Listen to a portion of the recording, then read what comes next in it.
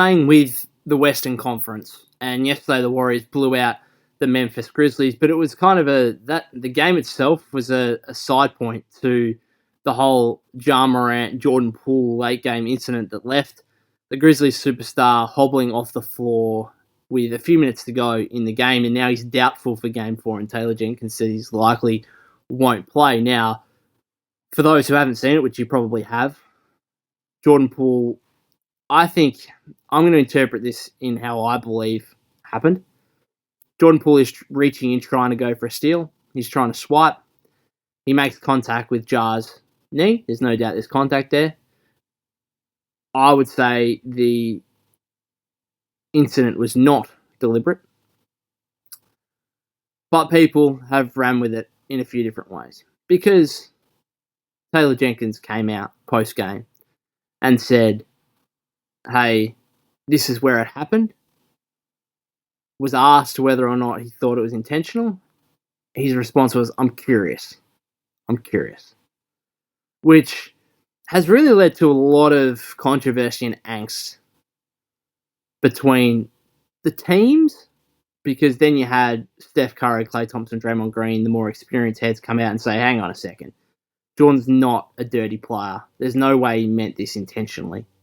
If you're the Grizzlies, you're Taylor Jenkins, you're Ja, whatever, if you think that Jordan Poole intentionally did that, then that's fine. Like, make a comment to the NBA and see what happens. I just don't think it needed to be made public straight after the game, because what it made it look like to me is this is a coach that is deflecting from his team's horrific performance, one of the softest, weakest performances I've ever seen in a playoff game. He's deflecting from that and trying to turn into, well, that play that injured our star player may or may not have been dirty. I'm curious. And then just, as I said, snowballed into a discussion, a conversation, controversy that was so much more than it needed to be. Yes, you can have a quiet word to the NBA. Say, hey, look, Ja got injured on this play. We're interested to see whether or not you guys think there may be something more in it. Let us know. It took away from the fact that it was a fantastic Warriors performance where it was, and I don't think this has been made enough of because of what's happened with the Poole Morant incident. It was the second most points that Golden State had ever put up in a playoff game in franchise history. Just missing out on the record, which was 143 points by the San Francisco Warriors back in 1967. So the most points by the Warriors in a playoff game since 1967, 55 years. Incredible offensive display. Some of the shootings, they shot 70% from the field, 50% from three. The funny thing was, it was actually not the perfect offensive display. Even you think 142 points must have been flawless. They had 14 turnovers in the first half, which is why Memphis stayed within 7 at halftime. 14 turnovers. 14 turnovers isn't great for a game.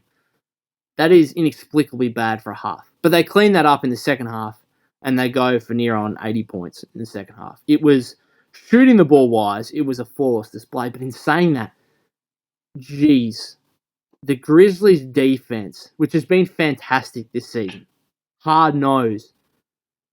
I've even seen some comparison to grit and grind. Well, if some of the grit and grind guys, Tony Allen, Zach Randolph, Marc Gasol, whoever, if they watched that performance yesterday, they would have been disgusted that 2021-22 Grizzlies playoff team that we saw yesterday was anywhere near the same sentence as the grit and grind team, because that defense yesterday from the Memphis Grizzlies was one of the worst defensive displays I think I've ever seen. And again, Taylor Jenkins, yeah, he noted that it was not good, but he didn't really want to accept any responsibility for it. He didn't want to accept that, hey, we just had a horrific defensive night. It was more on the Poole Morant incident.